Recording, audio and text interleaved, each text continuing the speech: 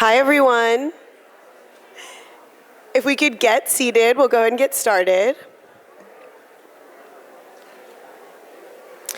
My name is Nikki Singh, and I'm the Deputy Director of Rapid Response at TAF, the Asian American Foundation. Prior to that, I spent a large part of my career at the Sikh Coalition, so that's how some of you all might know me, how I've connected with folks. I am honored to be here today and look forward to introducing our incredible lineup of speakers.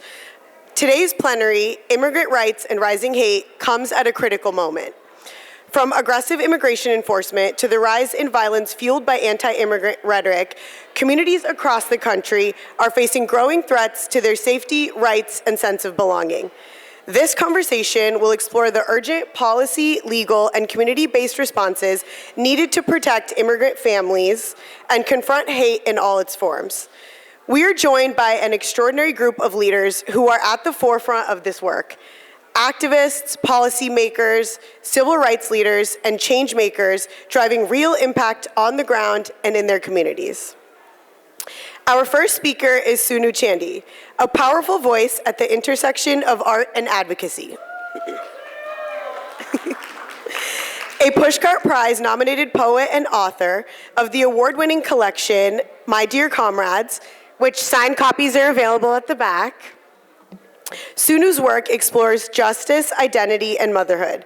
She is also a civil rights attorney and senior advisor at Democracy Forward and serves on the board of the Transgender Law Center. A proud daughter of immigrants from Kerala, India, Sunu has been recognized as one of the Washington Blade's Queer Women of Washington. Please join me in welcoming Sunu Chandy.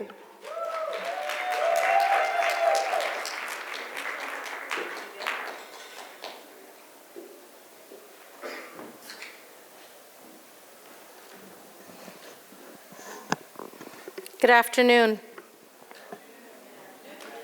You know what's going to happen now, right? Good afternoon. There you go. There you go. You got it. I am delighted to be here and part of this closing plenary alongside so many powerful advocates and government leaders.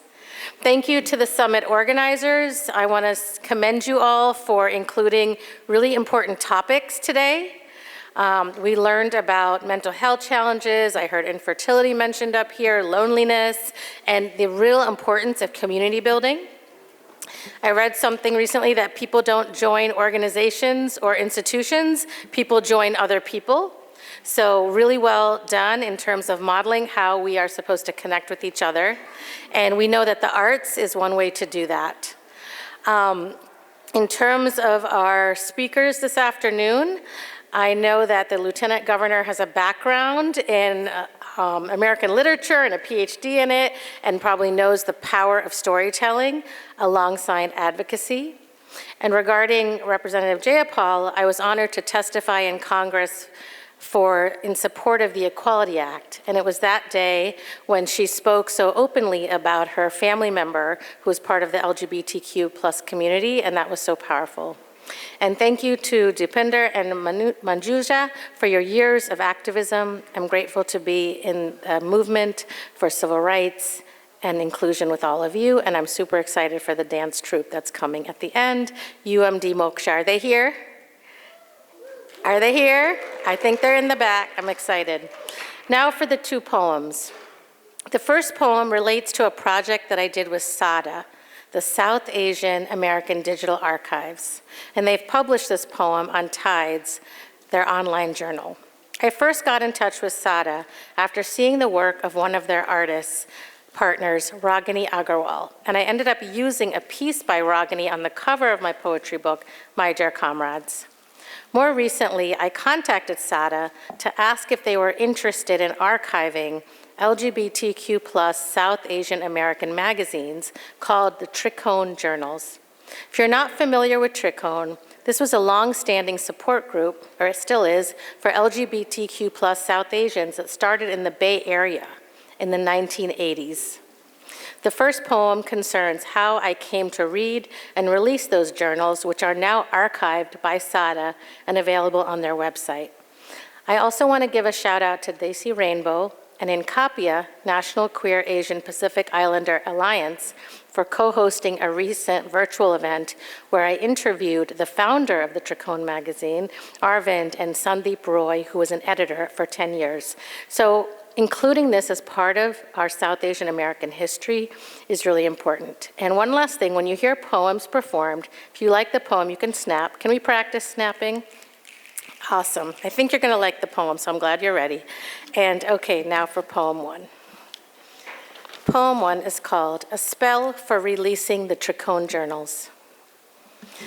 One uses a Redwell to carry around tons of legal evidence when 1 or 2 file folders are not up for the job. Since 2005, I have lived in 11 homes. With each home came with me a large Redwell containing 37 issues of the Tricone Journal. Until today, I had only read half of one issue, but I knew I had to keep these documents close to me. The Redwell sat near my home, sat near my desk in every home. In each moment of family, national, or other aggression against queer people, against South Asians, against queer South Asians, I had this protection of knowing I was not alone. I had history on my side. I had facts, the solidarity, the support groups, the proof of a community right here in physical form. These documents began with a few sheets of paper, forming a newsletter, then a booklet, then a glossy magazine with Surabhi or Jayashri on the cover. Always a labor of love. All this evidence of new beginnings, so many origin stories, starting in the 1980s. Salga NYC, Salga Philly, Masala, Kush DC, Tricone LA, Tricone Atlanta, and so many more. Evidence of how we held each other up, documented right here from January 1986. Evidence of Mala and Vega's 2002 wedding, Nisha's films, drag performances, family building, steamy poetry from Piali and Manal. Deepa Mehta's film Fire was featured, and so too the pain of lesbian suicides in Kerala. In February 2025, when Trump came back to executive order away trans people and all of our civil rights, I knew it was time to break into the Redwell. I needed to remember that so many of us have lived through things already. We created something out of nothing. I needed to remember our history of collective survival. It was time to read and release the journals. The first one I opened included Geetanjali's article, the organizer I met in Delhi in 1995 while on my own fact-finding tour. She had shared evidence of same-sex desire depicted on Indian temples. Other journals included Ruth Vanita and Celine Kidwai, who similarly documented same-sex love in India. With such layers upon layers of legacies, here and there, there's no need for us to feel alone, isolated, or defeated when we're literally holding on to so many receipts. Snaps? Thank you. Thank you so much. So that poem is about thousands and thousands of years ago. It's also about the 1980s. The second poem is about something that happened in DC in the last couple of years. It's called Unpacking on the L2 Bus. And the people in the DC area know the buses all changed their numbers. So now it's the D70, so it's the formerly known as L2 bus. Okay. Entering the L2 with a meeting in her headphones, the bus driver stops her. Half paying attention, she thinks it's something about her bus fare, but he keeps gesturing towards her. So she stops. He says, "Hope this isn't offensive, but are you gay?" She gives a complex answer involving phrases like non-binary, presenting, and queer without checking his box, but he correctly understands the answer as enough of a version of a yes and continues his inquiry. He says it's not that he thinks gay people shouldn't get married, it's just he thinks maybe they shouldn't be parents, and some of his gay colleagues back at the bus depot got upset at him for saying that. But what do you think? You wouldn't get mad if I said that, right? My spouse, often much less hot-headed than me, paused. She responded, where do you think you got that idea? Let's unpack that. He said, well, I just think boys should have fathers, don't you think? And my tomboy spouse in her home with Mostly just her mother and grandmother and sister came forward with evidence. She said, "I know a lot of young men raised by their mamas and grew up to be fine men. I know this to be true." He seemed to pause. She continued, "To be sure, a father might be a nice to have, but with so many separated families, that's not always the case, right?" And they kept chatting. Then she said she needed to get back to her meeting, pointing to her headphones, her colleagues having heard the entire exchange. And it was not until afterwards, as she was passing by to exit the bus, just across the street from our home, filled with me relearning 8th grade algebra and our daughter learning to make the family home meals using HelloFresh, did she mention this part. "You know, my beautiful wife and I might get a lot of things wrong, but I think we're good parents to our daughter. She's 14. She's in middle school now." And with that, she went to give that bus driver a fist bump. And at that moment, at that bus stop, steps from our home, the bus driver got up from his seat. He unlatched the gate that kept him in his seat. He came forward towards her. He came forward and said, "May I give you a hug?" And when I tell my friends this story, they ask if my wife is some kind of prophet. And I beam, because I know many of us like to think we have good hearts, but this one, she has her mother's wild grace, in addition to her own wild patience too. Thank you. Thank you so much.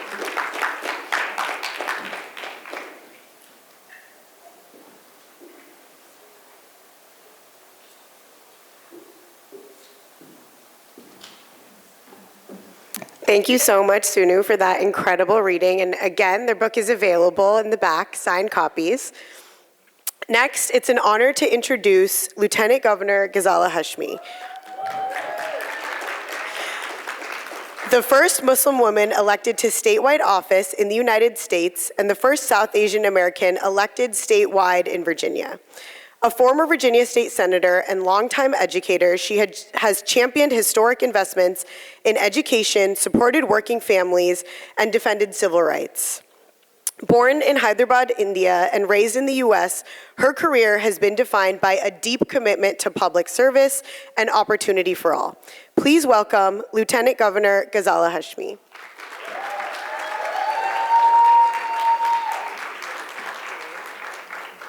Thank you so much, and good afternoon. What a wonderful day this has been, so inspiring, and I just want to give a shout out to our young people, especially the panelists that we had earlier today.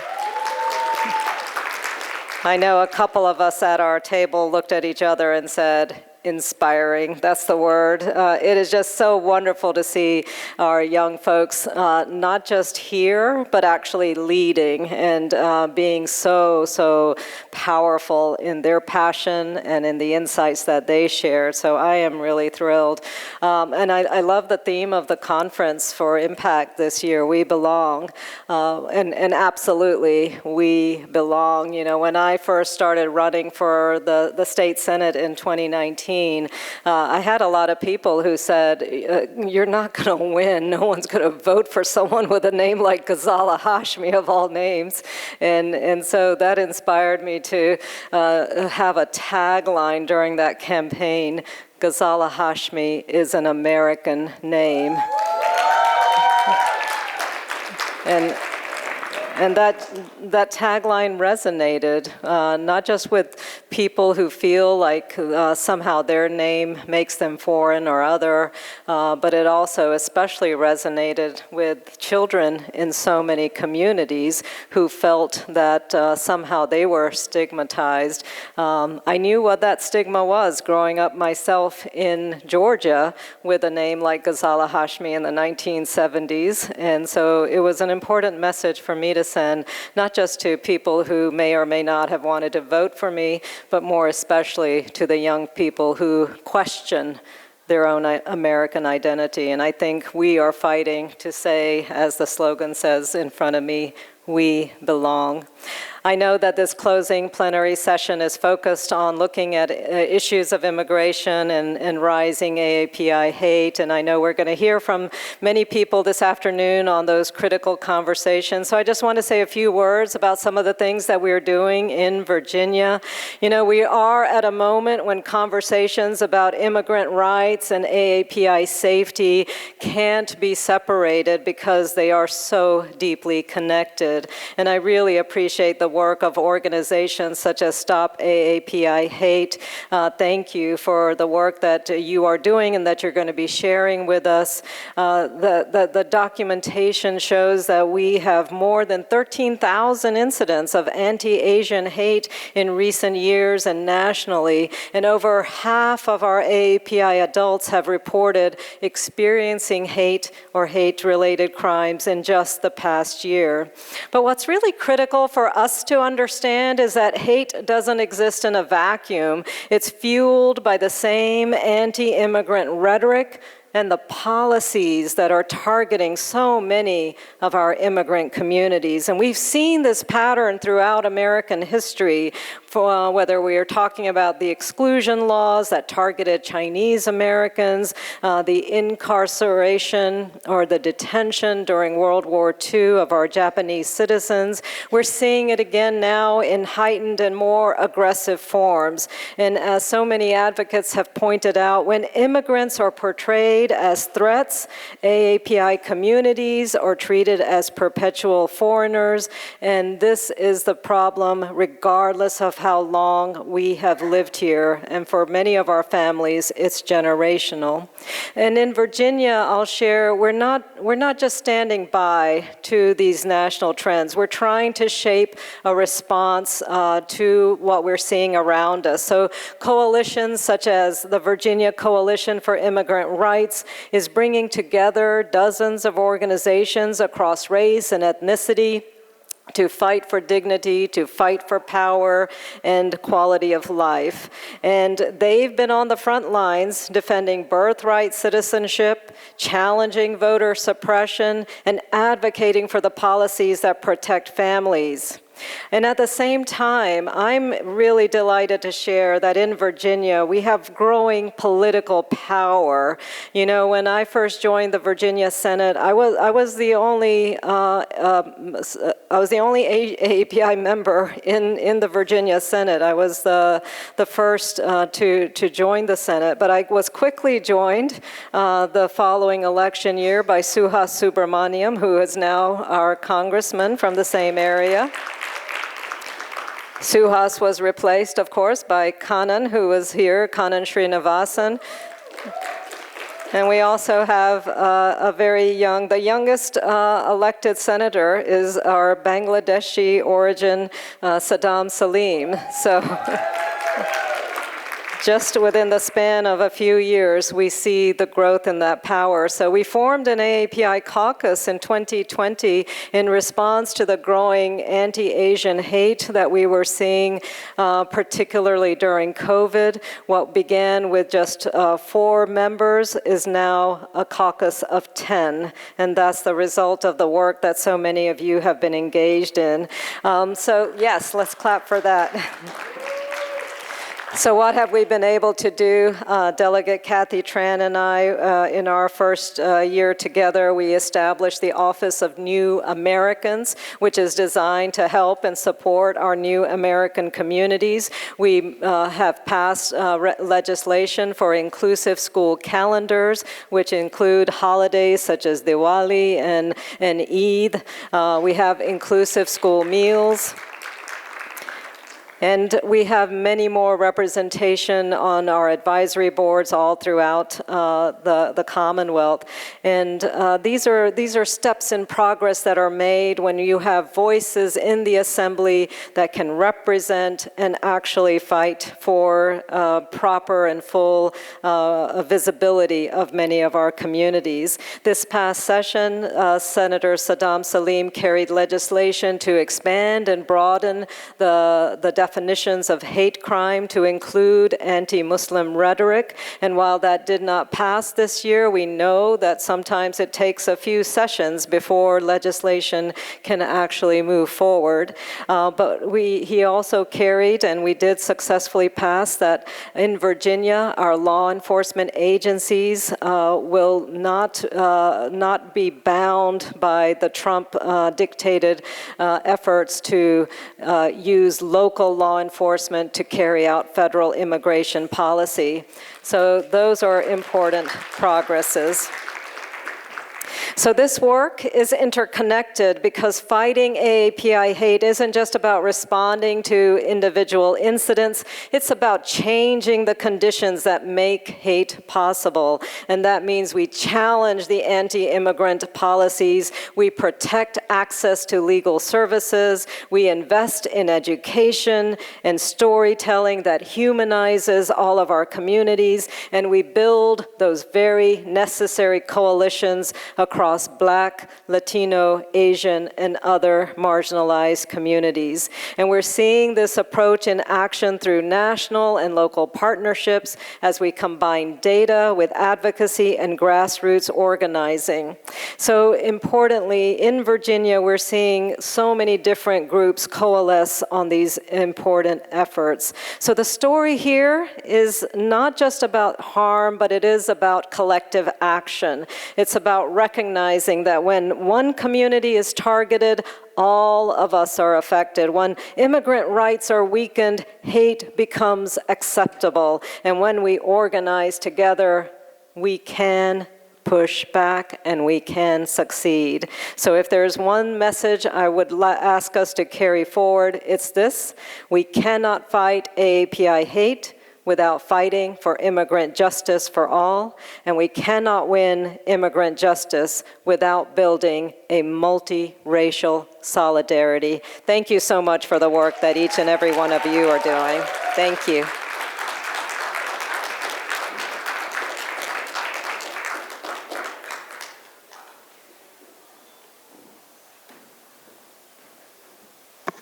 Thank you so much, Lieutenant Governor. Next, we welcome Dipinder Singh Mayal, a civil rights leader with over 2 decades of experience advocating for marginalized communities. As Executive Director of the ACLU of Minnesota, he leads efforts to protect civil liberties and advance justice. Previously, he led the Binger Center for New Americans, shaping it into a national leader in impact litigation and directed legal services for asylum seekers, including cases before the U.S. Supreme Court. His career has consistently focused on defending the rights and dignity of vulnerable populations. Please join me in welcoming Dipinder Singh Mayal.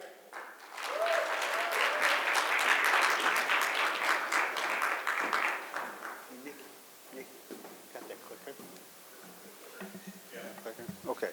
Hi, everyone. Thank you. Thanks for the clicker. Good evening. Thank you. Thank you for the introduction. Thank you for inviting me. I do have a little slideshow here, so I'll wait for the first slide to pop up. There we go. Great. Honored to be here speaking with all of you on this plenary. And I'm humbled to talk to you a little bit about what has happened in Minnesota. So I want to start by centering the tragic deaths of Renee Good and Alex Preddy. And I also want to center the tragic deaths of immigrants who are being held in immigration custody. 29 deaths now since October of last year, a record number. And it's important to remember that what happened in Minnesota is really part of a broader pattern, right? It's a part of an unprecedented abuse of executive authority that has been documented in court after court across this country, from LA to Chicago to DC to Portland. And at the heart of that question is who belongs. Because the administration wants to define who belongs. It is their defining characteristic, it is their centerpiece, it is their through line. And that is why their first executive order on inauguration night was to challenge birthright citizenship. And that is why the ACLU was ready that night to file our first action against the Trump administration. Since then, the ACLU has filed over 200 legal actions against this administration, and we are not going to stop. And I can tell you that want to define who belongs here is the reason that Donald Trump showed up at the United States Supreme Court in a historic and profound moment about our separation of powers, where he sat there and watched as our National Legal Director, Cecilia Wong, argued a profound historic case, herself a beneficiary of birthright citizenship. It is because they seek to define and control who belongs. And now, I want to take us back to tell you how that manifested itself in Minnesota starting in late September. With the arrival of a highly militarized and massed force, over 3,000 by the end of Metro surge. And remember some of the demographics of Minnesota. It's a small state, 6 million total population. Our Minneapolis police force and St. Paul police force total 1,300 officers. We started seeing immigration actions that look like nothing we have seen before. Reports of racial profiling, community harassment, excessive force, and then the targeting of protesters and observers, wild use of pepper spray, indiscriminate pointing of semi-automatic weapons, the deployment of tear gas in residential neighborhoods. And as a result of this, the ACLU filed 2 class action lawsuits. One, seeking the government to stop from targeting journalists, observers, and protesters and getting their First Amendment rights violated. And 2, seeking an end to racial profiling and groundless arrests based on nothing more than race and perceived ethnicity in violation of the Fourth Amendment and federal law. I can tell you, and this is really important to note, that our entire way of life was upended. I cannot really describe how terrifying it was, particularly for people of color, to move about. While those escalations were happening on our streets, our schools were closed after tear gas was used on school grounds during school hours. People locked themselves in their homes. People stopped going to work. People stopped going to medical appointments. And in too many classrooms, something much more dark was happening. Students left, and they have never come back, and that is happening across this country. And that wasn't it. And I really want to set the context here, because there was a series of escalations that threatened our constitutional rights and the separation of powers in a dramatic way. We saw vitriol coming directly from the president targeting our Somali community. We saw lawsuits targeting our voter rolls. We saw the potential deployment of the National Guard, the potential invocation of the Insurrection Act, and after Renee Good was killed, we saw a dramatic increase in violence and federal-related shootings moving on to a clip of 1 per week. And it didn't stop there. We saw investigations, criminal investigations opened up against both our city's mayors and the governor. We saw the resignation of the United States Attorney for Minnesota, Joe Thompson, followed by the resignation of 11 more people from his staff, including the head of the criminal division. We saw FBI infiltration of signal groups. We saw threats to activists and advocates. We saw the following of homes, the crashing of windows, the stream of harassing texts that would never end. And most devastating of all, we saw the lies and deception, and everybody saw it. The blatant false claims and accusations of domestic terrorism. We really didn't know what was going to happen next. It felt like an occupying force. People were talking about Selma. People were talking about Birmingham. They were also talking about the emergency. They were also talking about Jallianwala. And it's in that context that you need to understand and take some pride in what the community did. Minnesotans did not want this burden, but they did rise to it. battle-tested and hardened. They had seen George Floyd happen. And not 1 year ago, they managed to deal with the assassination of the Speaker of the House, Melissa Hortman, and her husband in a staggering act of political violence that did not happen not 1 year ago, including the shooting at the Annunciation Church targeting children. They did not want this burden, but Minnesotans did not waver, they did not hesitate, they did not capitulate. And what started with 1,000 constitutional observers, which is a dramatic number for a state of Minnesota side, at the start of Operation Metro Surge, became 30,000 trained observers by the end of the surge. Every neighborhood had a community response network. Every school had parents and teams of parents standing guard at every single door.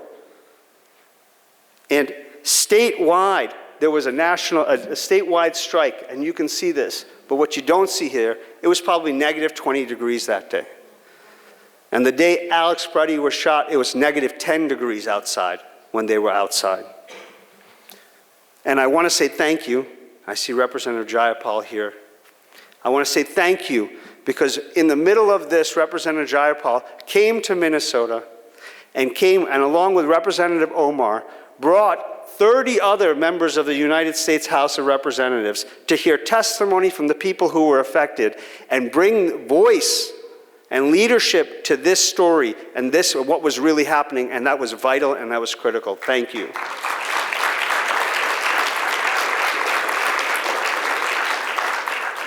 They want to control who belongs, but the simple fact that they need to understand is that uniformity is not power, unity is power. And the unity of diverse voices is one of the most powerful forces in US history, and we cannot let them forget that.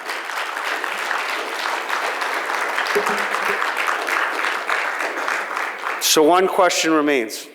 What does accountability look like? What does it look like? Because it's more than a piece of paper. It's more than a court order. Justice is more than the police violence and the violence stopping. What is accountability for a siege on our constitutional rights? What does it look like for you? And what role do you play in it? Because that chapter and that decision is being written right now. Because in the end, you cannot do nothing. And you can't do everything either, but you have to do something. And I am humbled to stand here and speak to you about Minnesota. And I always feel privileged to serve as a leader at the ACLU, whose legacy we all stand upon. And the ACLU will not stop. And I am truly honored and grateful to be here in this South Asian community with all of you. Thank you for having me here.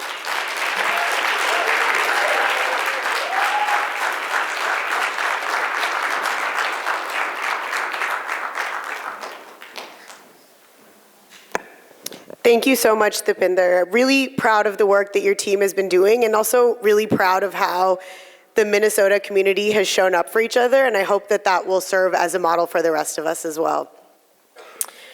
Our next speaker is Manjusha Kulkarni, a nationally recognized leader in the fight against anti-Asian hate. She is Executive Director of the API Equity Alliance and co-founder of Stop API Hate, the nation's largest reporting center tracking anti-API hate incidents. Named to the Time 100 and Bloomberg 50, her work has shaped national conversations and policy.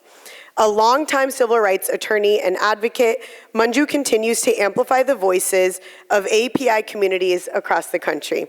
Please welcome Manjusha Kulkarni.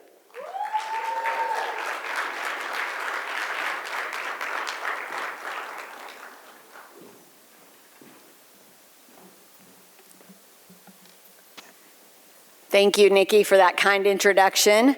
Again, I'm Manju Kulkarni, and I'm with Stop API Hate. And what I want to talk with you about today is how we move from collective pain to collective power. And so what I want to start with today are two incidents that were shared with us at Stop AAPI Hate from individuals in our community. And you see here one from an individual who was simply going about her day, was accosted by a customer, experienced anti-South Asian hate, as well as misogyny. And this was reported to us last year.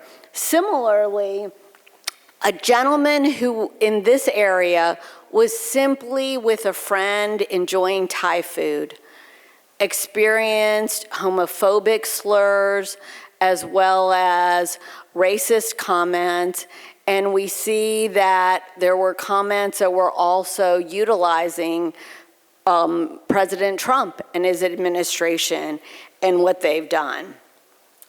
And these are the type of incidents that caused us to start Stop AAPI Hate back in 2020. We saw that with the COVID-19 pandemic, that thousands of our community members were experiencing anti-Asian hate.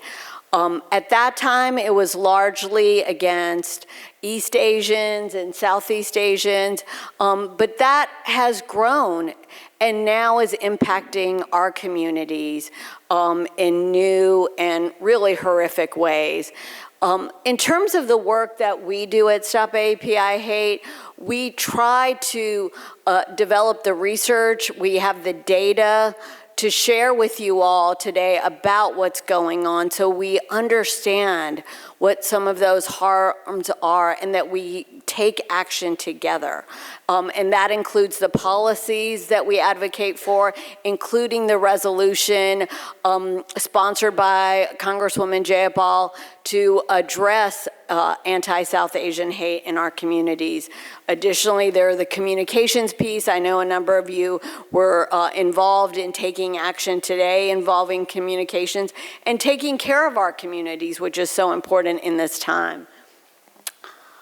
What's really, really important for us to understand, and Lieutenant Governor Hashmi mentioned this, is that this is not simply about interpersonal attacks, but it's also about racist rhetoric as well as xenophobic policies. And so we at Stop AAPI Hate have been talking about it as the trifecta of anti-Asian hate, and that is what our community members are experiencing.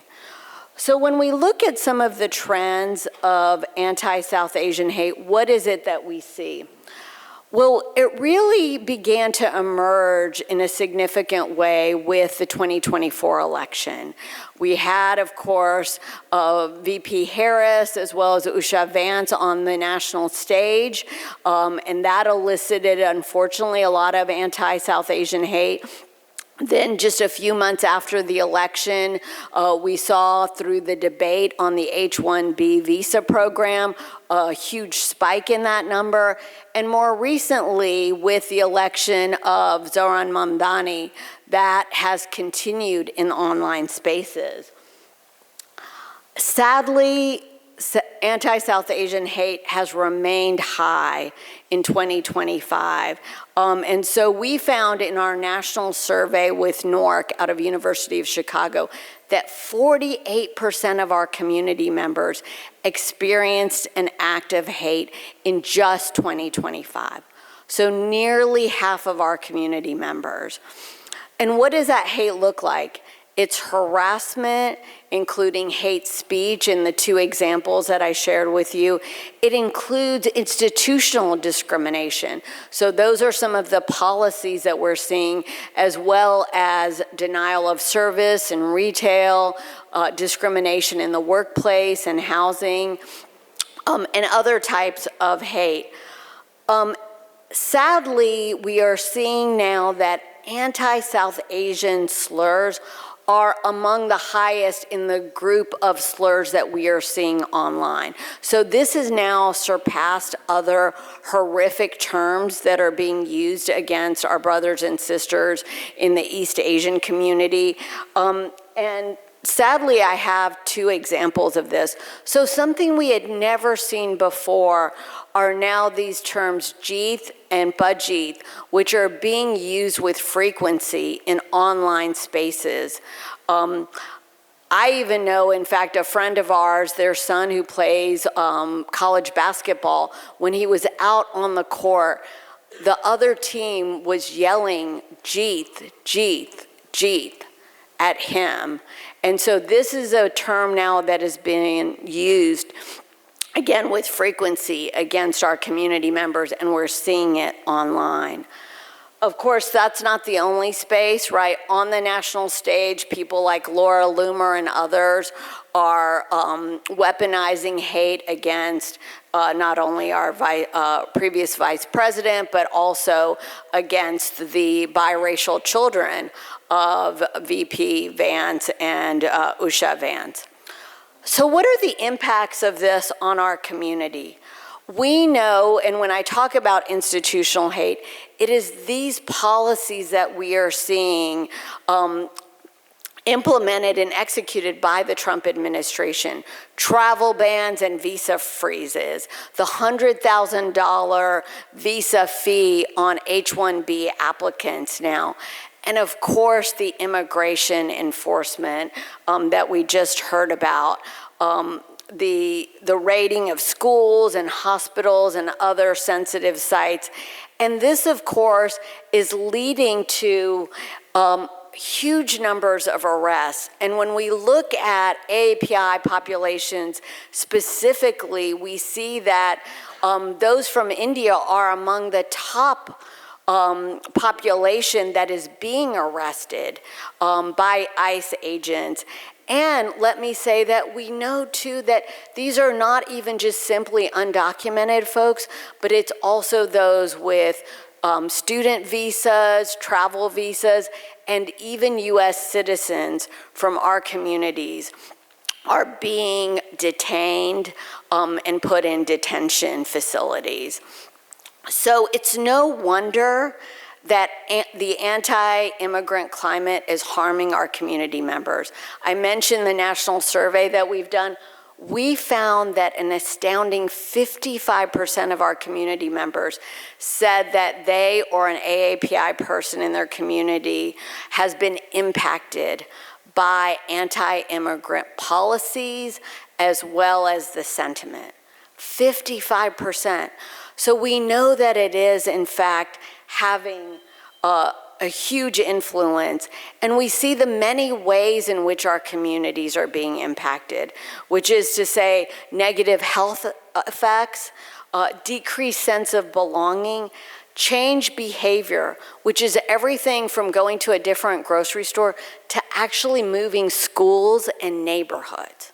And that is what we are seeing at Stop API Hate. And of course, people feeling less safe and feeling that they need to take precautions. Now, what's really key and why we're all here today is because we know we need to take action. We are now, Indian Americans, the #1 population among AAPIs when we look at Asian alone. And with our brothers and sisters of South Asian descent, we are 5.7 million strong. In 27 states, we are the largest Asian alone ethnic group, right? So what does this tell us? That we have power. And in fact, we know from our national survey that half of our community members said that they took part in activities to resist racism. And we also found out that 70% have said that they are motivated to get involved. So what does that mean for those of us in the room? At Stop AAPI Hate, we are taking action in a number of ways: tracking hate, educating the public, opposing harmful policies and supporting positive ones, and also sharing the stories of our communities to ignite civic engagement. And so what I'm urging each and every one of you to do is to report hate if you've experienced it, whether it's someone just making comments to you at a gas station, as was done to me and my husband when we were just getting gas one day, right? Whether it's discrimination in the workplace or in housing, whether it is ICE enforcement. Share our resources with community members. And absolutely, this is so critical to participate in civic engagement and advocacy. Every single one of us has to do it. And I wanted to leave you all with this quote so that you know that each and every one of us can get involved, must get involved, and we will have impact when we do that. And it's so important in 2026 and moving forward. If we want to continue to belong and we want to continue to have the democracy that brought so many of our families to the United States and have us stay. So I want to thank you and encourage you to stay connected with us so that we do have that democracy and that we continue to belong in the United States. Thank you.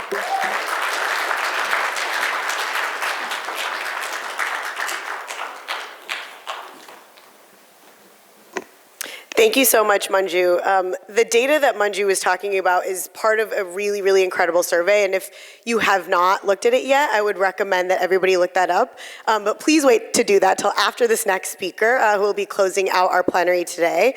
It is my privilege to introduce Congresswoman Pramila Jayapal.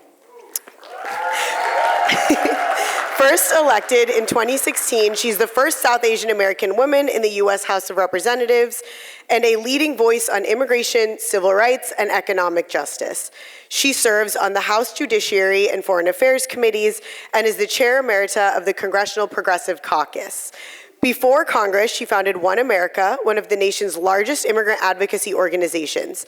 An author and lifelong advocate, Congresswoman Jayapal has dedicated her career to building a more just and inclusive democracy. Please welcome Congresswoman Pramila Jayapal.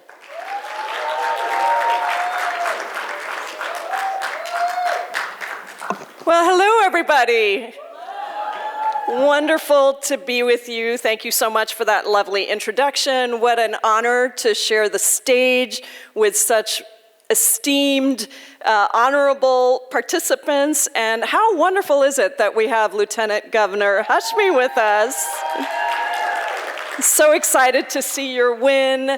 Of course, you heard from Dipinder. We have been relying on you, Dipinder. Thank you so much for your incredible work, for the ACLU's incredible work. And Manju, thank you for the remarkable work at AAPI Hate. If I were to report all of those incidents to you, I think I would overwhelm your hotline, but it is really, really important that we do that. And it is great to be here at the Indian American Impact Summit 2026 and to see our South Asian community, our Indian American community continue to grow our power, our leadership, our agenda, and our voice. So thank you to the IACE Impact team that puts on all of this. Please give them an incredible round of applause. It seems like ages ago that I was traveling through swing states like Pennsylvania and Michigan with IA Impact during the 2024 presidential election, working to do everything that we possibly could to prevent the reality that we are all now living in today. So many of our conversations on the campaign trail were about immigration, about the challenges that we would face under a Trump administration determined to implement Project 2025 and end legal pathways for all immigrants, and to follow through on those threats to denaturalize Americans. If it's possible, the reality, I think, has been even worse than what we knew was coming at that time. It is a deeply painful time to be an immigrant, to be in a mixed status family, and if some in our Indian American community felt that Indians would be spared, I think we've all seen that that is far, far, far from the truth. It has been deeply scarring to see Republicans attack even their own Indian American Republicans, attacking Vivek Ramaswamy for his religion and calling Hinduism, quote, a wicked pagan religion, calling H-1B workers, quote, third world invaders, and mocking our IQ dealing constantly with the toxic, xenophobic, racist rhetoric that questions our patriotism and tells us to go back to our own country, no matter how long we may have lived here. All of this has led to more danger, more exclusion, more hate crimes against so many of our community members across the country. And I know this very, very personally as someone who is so publicly on the front lines of so many of our battles today. The calls and the death threats into my office are this toxic stew of racism, sexism, xenophobia, and just general MAGA right craziness. Trump and Stephen Miller have made it their mission to take all this rhetoric and turn it into action, actively working to end nearly all legal pathways for immigration. Within the first 9 months of his administration, Trump deported over 1,700 Indian nationals. And then in October of 2025, he ended the 540-day extensions of employment authorization documents, throwing H-1B holders and spouses into limbo and threatening serious job loss. Ending temporary protected status for multiple countries and reenacting his travel ban has terrified all legal residents. Student and visitor visas are now screened for social media content and face numerous new restrictions. Conrad 30 doctors who are working in underserved communities cannot get their approvals through. And the administration has continued to try and decimate the DACA program, hurting so many of our Indian American DACA recipients who serve our country as healthcare workers and so many other professions.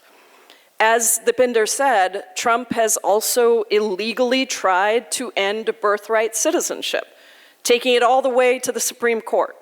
The entire immigration processing system has slowed to a trickle, leaving many people worried about renewing their status or their work authorization, bringing family members into this country. And remember, family reunification is one of the primary ways that Indian Americans come to this country. We always focus on work visas, but actually it's been the family system that has brought the most Indian Americans to this country. And of course, no one is immune to the cruelty and the lawlessness of ICE and CBP, kidnapping and disappearing immigrants of all statuses, people who belong in their communities, people who have been living here and doing the work and a part of the fabric of their communities. US citizens, those who are here legally, those who are here undocumented, it doesn't matter. For the hundreds of thousands of undocumented immigrants who live in our neighborhoods, the terror is constant. Recently, Minu Batra, Texas's only licensed Punjabi, Hindi, and Urdu court interpreter, was detained, despite having valid status and a legal work permit. And she's been in the country since 1991. Trump ran on a promise of getting rid of the, quote, worst of the worst. How many times have we heard that? But what he's actually focused on is ending any and all immigration to this country. Except, of course, for white Afrikaners who claim persecution in complete denial of the reality of their privileged position. In fact, just last week, the conservative Cato Institute released a study showing that Trump has cut legal immigration by 2.5 times as much as undocumented immigration since coming into office in this term. So what do we do about all of this? As a lifelong organizer and advocate, that's what I've been for decades before coming into Congress, now as a member of Congress, and the first naturalized citizen to serve as ranking member of the Immigration Subcommittee, soon to be chair of the Immigration Subcommittee when we take back the House. I have been trying to use my platform to elevate all of these issues, to shine a light on all of the abuses, and to move people to action, to keep people from feeling hopeless and powerless, because those are tools of the oppressor. First, Republicans have refused to hold real hearings on any of the abuses of the administration, so I'm just holding my own. I launched a series of accountability hearings titled Kidnapped and Disappeared, to lift the voices of people like Dipinder, people on the streets that are doing the work of advocates, of stories of real people who are on the front lines of these fights. And these hearings have happened both in DC and in the field, in places like Minnesota, in places like Chicagoland. The Minnesota hearing was incredible. Thank you so much for everything that you did to help us pull that off. We did it just a week after Renee Good was murdered, and being able to bring 30 members of Congress to Minnesota in less than a week was remarkable, and it allowed us to just galvanize attention on what was happening and lift up those voices. The hearings are live streamed, including by Midas Touch, and they've reached millions of people across the country who are able to hear these gut-wrenching stories of what's happening and understand the illegality, the unconstitutionality, the cruelty of what is happening, and to question, how is this happening? If this can happen to them, then it means it can happen to me. That's part of what we have been trying to get across to everyone across the country. And the hearings also draw in dozens of members of Congress. When I started, there were only like 4 or 5 that would show up. And now we're over 30 sometimes, and we can't get through every member of Congress before we have to go to votes. And so it's allowed members of Congress to engage with the issue of immigration in a whole new way, instead of running away from it, as many tended to do, leaning into it and understanding it. Second, I have separately on my campaign side, I've launched a program called Resistance Lab, where we train people. Oh, wonderful, somebody's done Resistance Lab, excellent. I didn't even plant her right here in the front of the room. Where we train people in a 2-hour virtual session on how to effectively and non-violently fight back against authoritarians taking over our democracy. In the last year, we've done 14 sessions, and we have trained over 30,000 people in all 50 states. We fund it all through my campaign, and it's been some of the best organizing work that I've been engaged in. So please check it out at resistancelab.us. We have sessions about every 2 months. As part of that, we decided that we would launch an immigration justice resistance lab, working with the National Immigration Law Center, other experts. We were able to do that for the first time in November of last year, and thousands of people have now participated in that training, understanding how the immigration system is constructed and how unfair it is and why we need reforms. We also connect people back into the local work that's happening in their communities. Really important that people have those opportunities to connect back, and whatever group is on the ground, be able to do the work there. So the silver lining in all of this is that there is more interest in understanding how on earth we have such a broken immigration system that allows this level of cruelty towards immigrants, and why we have to reform it. Nowhere can you see this more clearly than in the DHS funding fight that I have been helping to lead in Congress. With all of you across the country, we have demanded successfully that Democrats refuse to give another penny of funding to ICE and CBP without major, massive reforms to tackle the unconstitutionality. And we've held that, both in the House and in the Senate. It's absolutely critical, not only for right now, but also because we need to lay the groundwork for us to dramatically cut funding for these agencies and dismantle them as we know them, so that we can go back to recognizing that immigration is a civil system, not a criminal system, and that we have to stop criminalizing immigrants.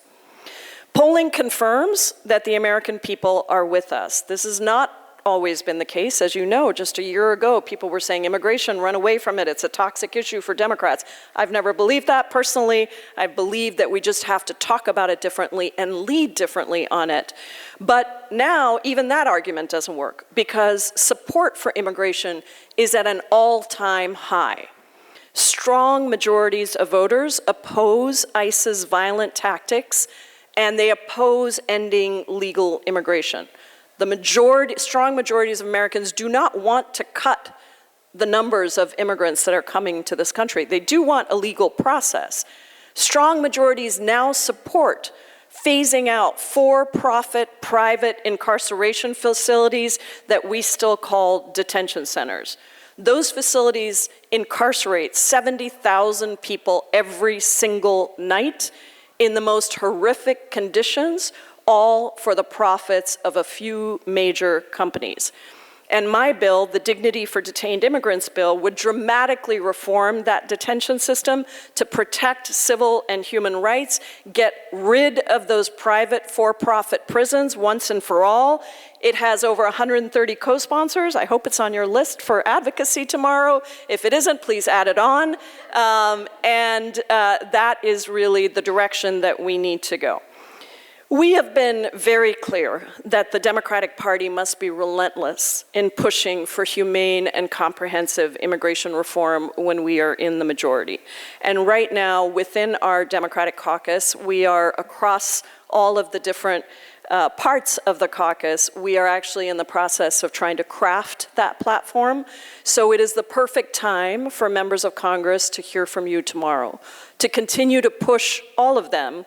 Thank them if they've been good, push them if they need a little shove, and push them to stand strong for our immigrant communities. Or maybe if they need to understand why, tell them your own story about why this issue matters so much to you. Make it personal because it is personal.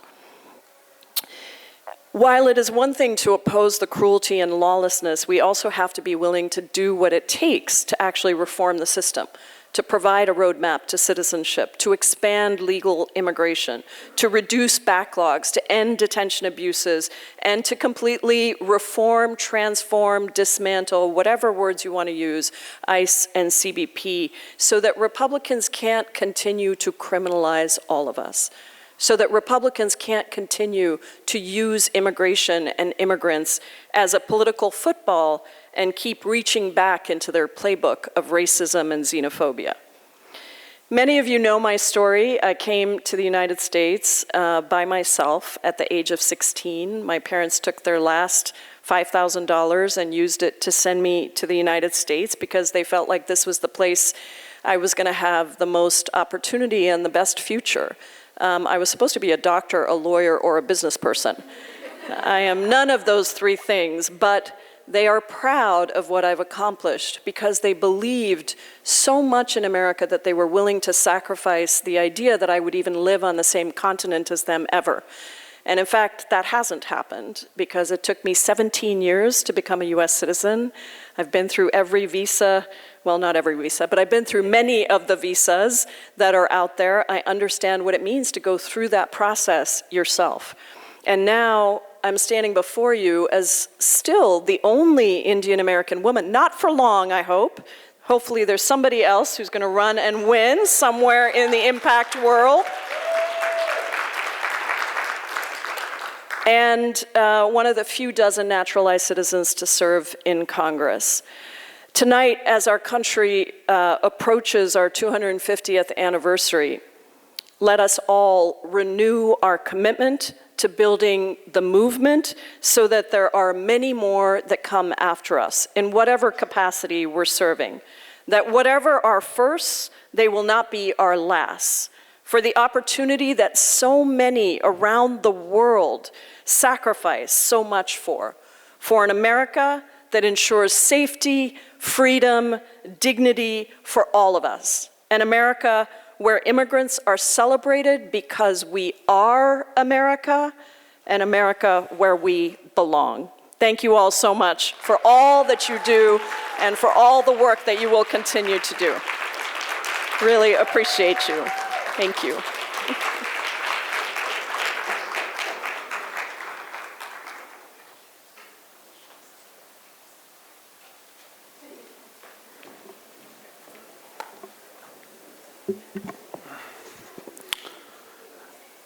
Okay. So it's hard to follow what we just heard. If folks can bear with us for a few more minutes, we're coming to the end of the program. But it's incredibly hard to follow what we just heard from our four amazing speakers. What we heard was painful. It was urgent realities that remind us of what our communities are up against in this moment right now. But we also heard something else. What we heard was courageous. We heard resilience. We heard what it looks like when people refuse to be silent and refuse to back down. So I want to once again thank Representative Pramila Jayapal, Dipendra Manju, and my Lieutenant Governor, Ghazala Hashmi, not just for being here today, but for the leadership they show every single day. And I want to thank each and every single one of you, because this isn't just a group at the end of a very long day, but this is a movement. It's people choosing every day to fight for the communities, for our communities, and for each one of us in this room. For those of you who don't know me, my name is Chintan Patel. I'm the Executive Director of Indian American Impact.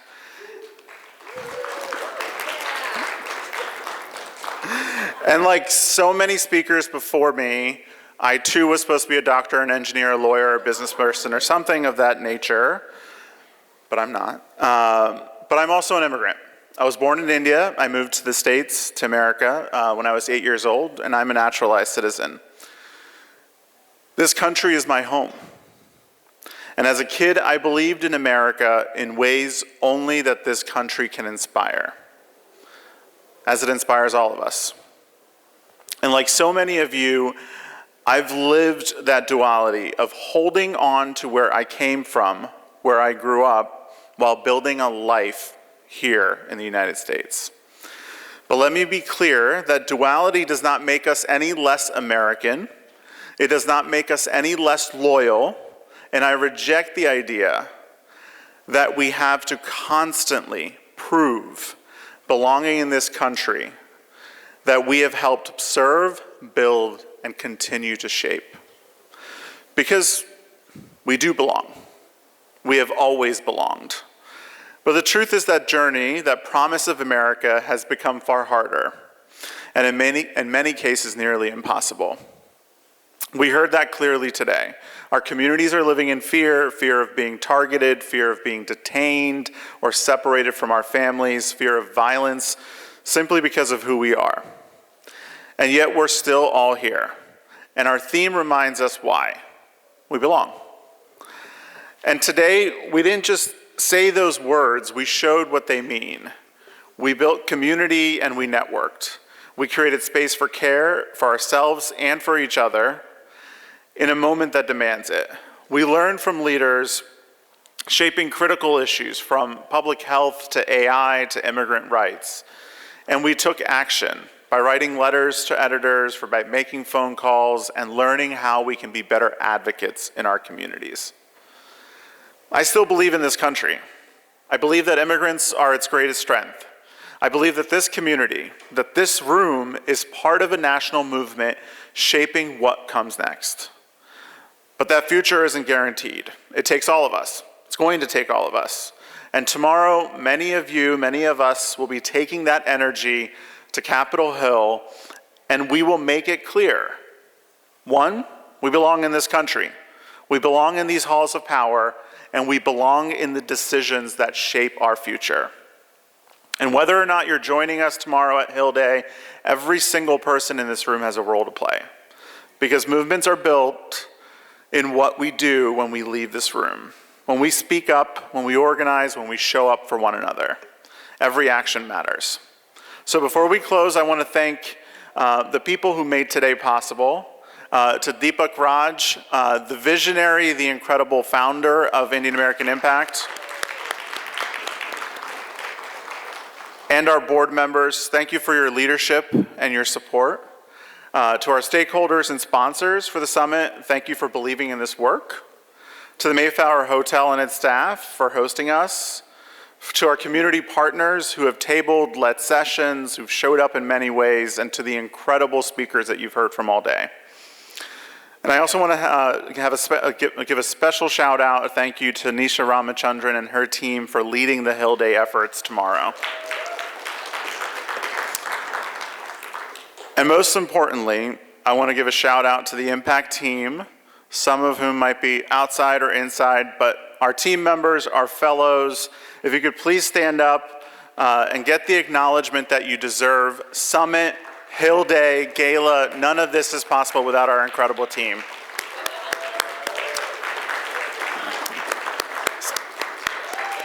Woo! And to all of you, thank you for being here, for showing up, and for being part of this movement. Before we head into Hill Day training that will take place at 6 p.m. in the district ballroom. See, it really wouldn't be possible without the team. In the district ballroom downstairs, before we head into that Hill Day training, we have one more special moment to close out the summit. Throughout today, we've talked about what it means to belong, and art is one of those most powerful ways for us to express that. So it's my pleasure to introduce Moksha, an award-winning dance team from the University of Maryland. Like I said, following the performance, we'll have the Hill Day training at 6 p.m. in the district ballroom downstairs. Thank you all so much.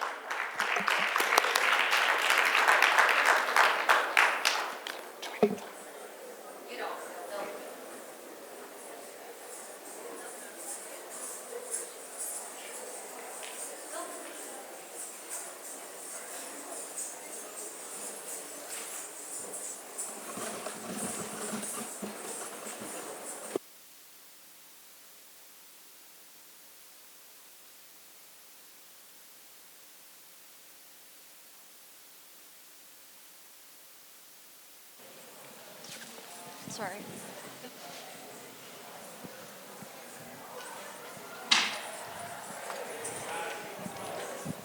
You guys can use this mic. Oh, okay. Thank you so much. Hello, everyone. We are UMD Moksha, University of Maryland College Park's premier Indian classical dance team. My name is Amrita. And I'm Ananya. And we're the co-captains of UMD Moksha this year. So we will be presenting a dance that tells the story. Hello, everyone. So we will be presenting a dance that tells the story of a farmer family facing deep loss and hardship as changing policies turn their lives upside down. Farmers' suicides become the byproduct, and lives are lost, even as the laws are eventually repealed. Their journey reflects a broader South Asian truth-turning vulnerability into strength, standing up for our rights and reminding ourselves that no victory can erase the lives lost along the way. Through collective advocacy, policy change, and solidarity, we affirm that we all belong. We presented this piece at Origins Nationals and placed second, and we're so excited to present this with you all today. Thank you, guys.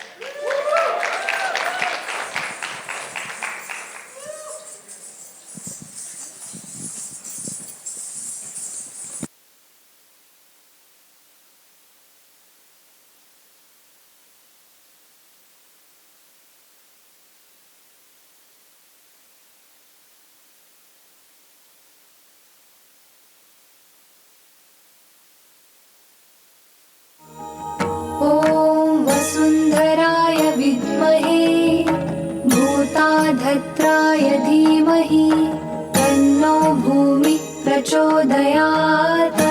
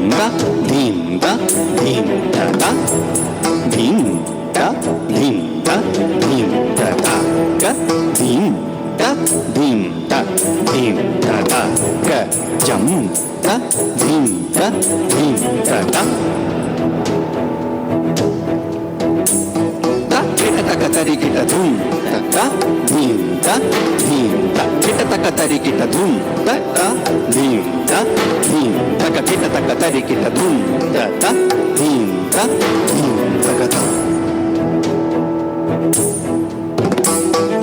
ತಕ್ಕ ಧೀಮ್ ತ ಧೀಮ್ ತ ಧೀಮ್ ತ ತಕ್ಕ ಧೀಮ್ ತ ಧೀಮ್ ತ ಧೀಮ್ ತ ತಕ್ಕ ಧೀಮ್ ತ ಧೀಮ್ ತ ಧೀಮ್ ತ ತಕ್ಕ ಧೀಮ್ ತ ಧೀಮ್ ತ ಧೀಮ್ ತ ಕಿಟ ತಕ್ಕ ತರಿಕಿಟ ಧೂಮ್ ತ ಧೀಮ್ ತ ಧೀಮ್ ತ ಕಿಟ ತಕ್ಕ ತರಿಕಿಟ ಧೀಮ್ ತ ಧೀಮ್ ತ ಕಿಟ ತಕ್ಕ ತರಿಕಿಟ ಧೂಮ್ ತ ಧೀಮ್ ತ ಧೀಮ್ ತ ಕಿಟ ತಕ್ಕ ತರಿಕಿಟ ಧೀಮ್ ಕಿಟ ತಕ್ಕ ತರಿಕಿಟ ಧೂಮ್ ಕಿಟ ತಕ್ಕ ತರಿಕಿಟ ಧೂಮ್ ತ ಧೀಮ್ ಕಿಟ ತಕ್ಕ ತರಿಕಿಟ ಧೂಮ್ ಕಿಟ ತಕ್ಕ ತರಿಕಿಟ ಧೀಮ್ ತಕ್ಕ ತರಿಕಿಟ ಧ